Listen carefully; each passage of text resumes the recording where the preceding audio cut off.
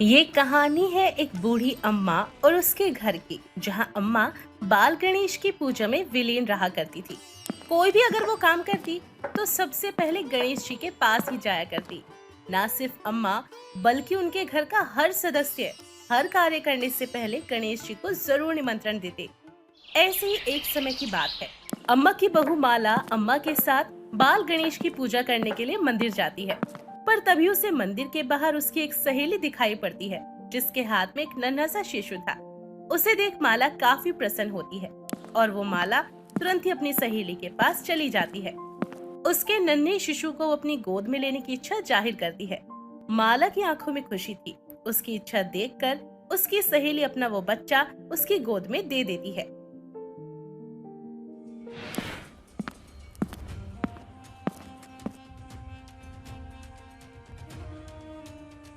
बहू, तुम्हारा दिमाग खराब हो गया है क्या? ये तुम क्या कर रही हो? भला एक बांझ के हाथ में तुम अपने पुत्र को क्यों सौंप रही हो? पर माँ जी, ये हमारी सहेली है। अगर ये हमारे बच्चे को खिलाना चाहती है तो इसमें बुराई क्या है? बहू, खबरदार! मेरे आगे अपनी जुबान चलाई तो हमने तुम्हें एक बार मना कर दिया ना कि एक बांझ के हाथ में तुम अपना इकलौता पुत्र नहीं दोगी, तो मतलब नहीं दोगी। आज तो तुमने हमारे पोते को इस बांझ के हाथ में दे दिया, परंतु अगर आगे से तुमने ऐसा किया या ऐसा करने की कोशिश करी तो याद रखना, हमसे बुरा कोई नहीं होगा। और तुम अगर हमारी बहू और कुल पुत्र के आगे तुम दोबारा भटकी ना तो याद रखना, हम तुम्हें छोड़ेंगे नहीं। माला की सहेली की सास अपनी बहू का हाथ थामकर वहां से चली जाती है। पर ये सब कुछ देखकर माला की आंखें भर चुकी थी। माला अपनी आंखों में आंसू लिए अपनी सास अम्मा की तरफ देखती है और उनसे सवाल करती है। माँ जी, हमारी सहेली की सास ने हमें बांझ कहा, परंतु आपने उनको कोई जवाब नहीं दिया और आप इस तरह मुस्कुरा रही हैं। जब उन्होंने मुझे बांझ कहा, हमें तब इतना बुरा नहीं लगा, लेकिन जिस तरह आप मुस्कुरा रही हैं, आपको देखकर तो ऐसा लग रहा है कि आप भी हमें सपोर्ट नहीं करती। और तो और आपने उन्हें जवाब भी नहीं दिया। अरे बहू, हम तुम्हारी सहेली की सास का क्या जवाब देते? समझदार व्यक्ति तो वही है जो लोगों की बात पर ध्यान न दे और बस अपने कार्य करे। इसीलिए तुम अपने अश्रु को अपनी आंखों से बाहर ना आने दो, बल्कि इनको अपनी ताकत बनाओ।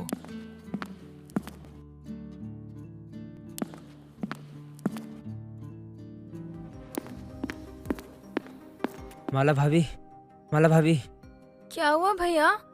आप इस तरह से हाफ क्यों रहे हैं? वो माला भाभी, वो जमींदार वो मोहन भैया को मार रहे हैं। क्या?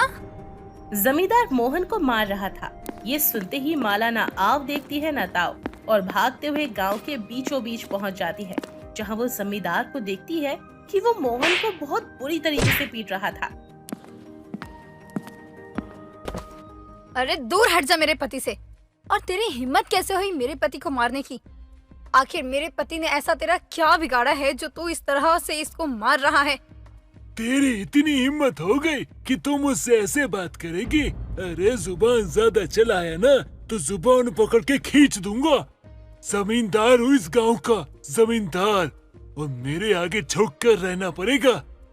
तेरे पति ने नुकसान किया था, इसलिए इसको सजा दे रहा था मैं। लेकिन अब तू देखेगी कि जमींदार को धक्का मारने का क्या नतीजा होता है। दुश्मनी की शुरुआत तू कर चुकी है, अब तू देखेगी तेरे पूरे खानदान का वो हश्र करूंगा कि पहचान में कोई नहीं आएगा। अरे अगर कोई नुकसान हो गया तो क्या तू मेरे पति को इस तरह मारेगा? इतना मार मार के तू मेरी पति की जान ले लेगा क्या? बता, क्या नुकसान किया है मेरे पति ने? ए लड़की, बस कर, बहुत हो गया तेरा। सुने जा रहा हूँ तो क्या तू बोलती जाएगी? भगवान ने औरतों को जुबान देकर बहुत बड़ी गलती की है। वो पैरों की जूतियां होती है, उन्हें पैरों में ही रहना चाहिए, सर उठाना नहीं चाहिए। और तूने अपना सर उठाकर अपनी जिंदगी की सबसे बड़ी गलती की है। और ये तुझे मैं बता के रहूंगा आज से तेरा जीना हराम कर दूंगा। अब तू देख मैं तेरे साथ क्या क्या करता हूँ। अरे गांव वालों, इसका दाना पानी आज से बंद हो चुका है, तो तुम में से किसी ने भी इसकी मदद करी या इसको देने के लिए दाना पानी तुम्हारे हाथों से निकला तो समझ लेना कि तुम्हारा दाना पानी भी इस गांव में बंद हो गया है। और तुम्हारी वो हालत करूंगा कि तुम्हारे बच्चे भी तुमको पहचान नहीं पाएंगे। इतना बोलकर जमींदार वहां से चला जाता है और इस तरह अब धीरे धीरे सभी अपने घर चले जाते हैं।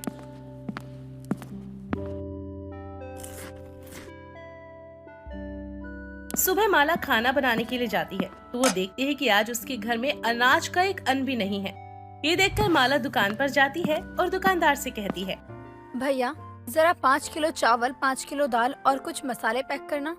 माफ करना माला बहन, पर मैं आपको सामान नहीं दे सकता। पर ऐसा क्यों? मैंने तो आपका सारा हिसाब दे दिया ना, फिर आप मुझे सामान देने से मना क्यों कर रहे हैं? जमींदार ने तुम्हारी मदद करने को मना किया है और तुम्हें अनाज देने के लिए भी मना किया है। अब तो तुम्हारी कोई मदद नहीं कर सकता। अगर तुम्हारी मदद किसी ने की तो जमींदार उसका भी दाना पानी बंद कर देगा। ना जाने क्या जरूरत आन पड़ी थी जमींदार से पंगा लेने की। अब उससे दुश्मनी ली है तो निभाना तो पड़ेगा ही। बेचारी पहले से बांझो दुखी थी।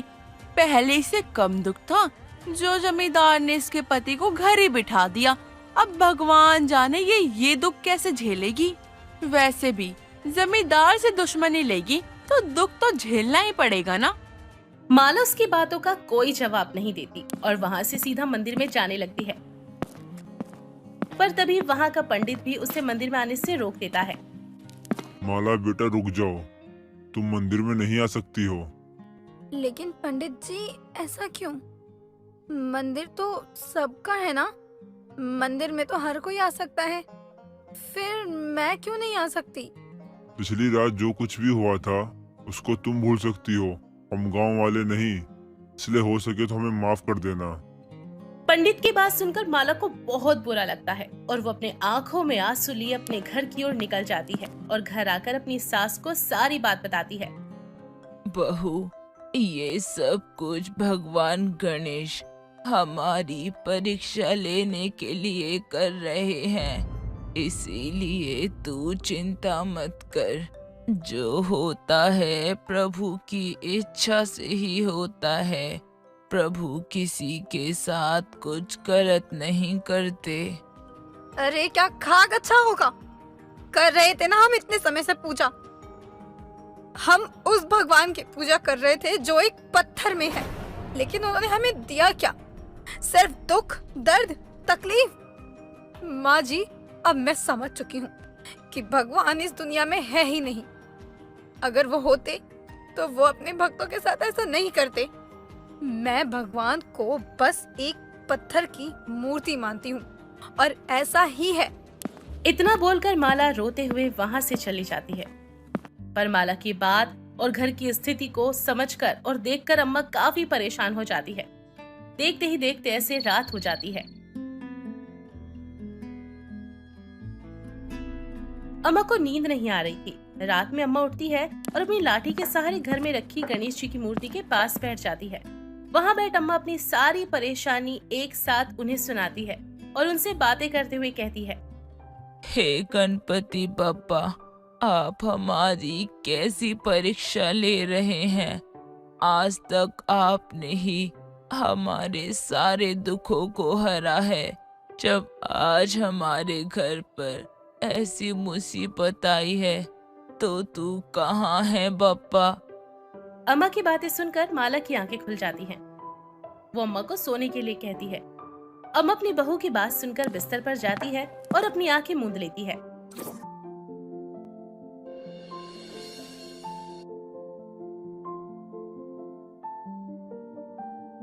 माता, मैं तेरी भक्ति से काफी प्रसन्न हूँ। तेरे अंदर ना लालच की भावना है और ना ही द्वेष की, इसलिए तू जो चाहे वो मांग ले और तू चिंता मत कर, मैं हमेशा तेरे साथ हूँ माता। प्रभु, हे प्रभु, आपने मुझे दर्शन दिए। मेरा तो जीवन ही सफल हो गया। आपके दर्शन पाने के बाद मैं आपसे क्या ही मांगू और किसके लिए मांगू। अरे तू अपने बच्चे से पूछकर मांग ले, मैं कल दोबारा तेरे पास आऊंगा।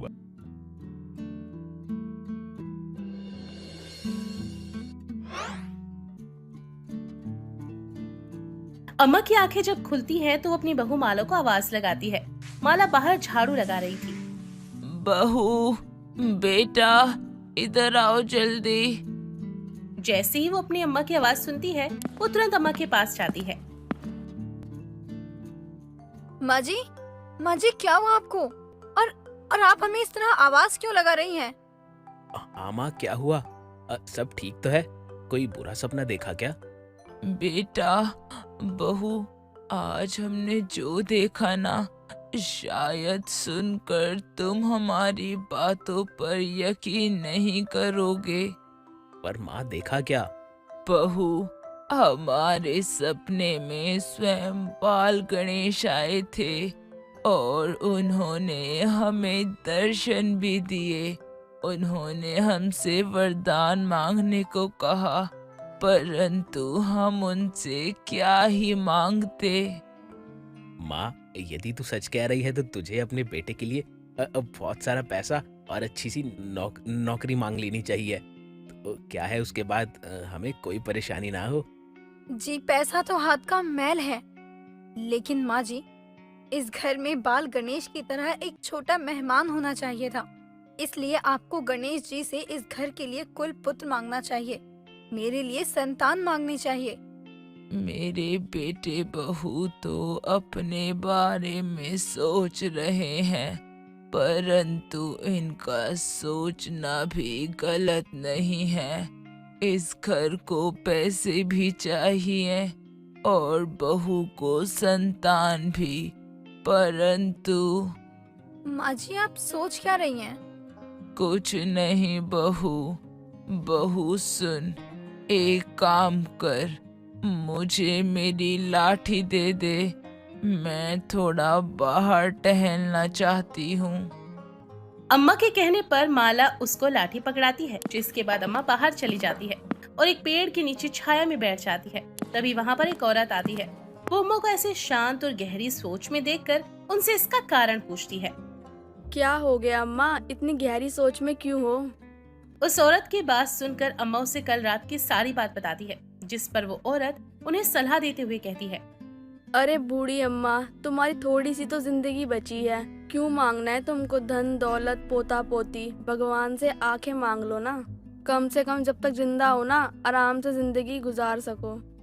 अम्मा अपने चेहरे पर मुस्कान देती है और वहाँ से उठकर चली जाती है। समय गुजरता है और देखते ही देखते रात हो जाती है। अम्मा एक बार फिर से सोती है।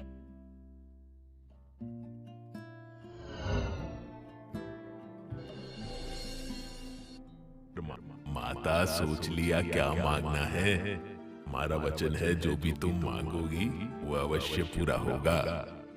गणेश भगवान का ये वचन सुनकर और हाथ जोड़कर अपना वरदान मांगती है।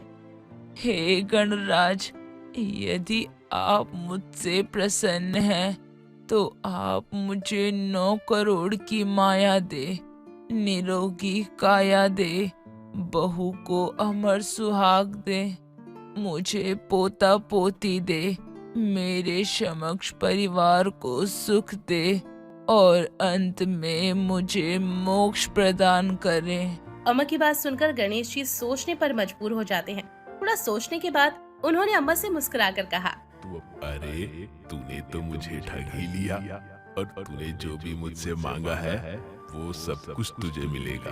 तथास्तु।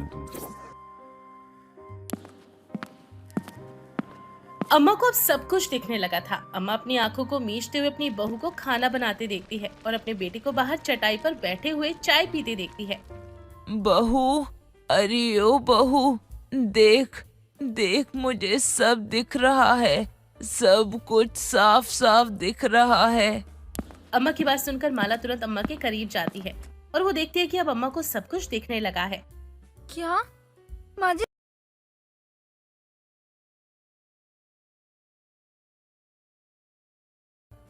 अगर अगर आपको दिख रहा है तो ये तो बहुत अच्छी बात है।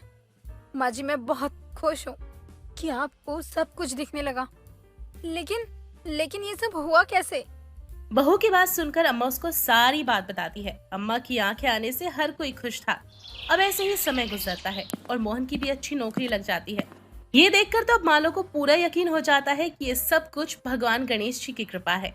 कुछ दिनों में माला गर्भवती भी हो जाती है और इस तरह से जल्दी वो भगवान गणेश जी की एक बड़ी सी मूर्ति अपने घर में स्थापित करती है। मोहन की तरक्की देख जमींदार भी सभी गांव वालों के सामने उससे माफी मांगता है और इस तरह सब कुछ पहले की तरह अच्छा हो जाता है। नमस्कार।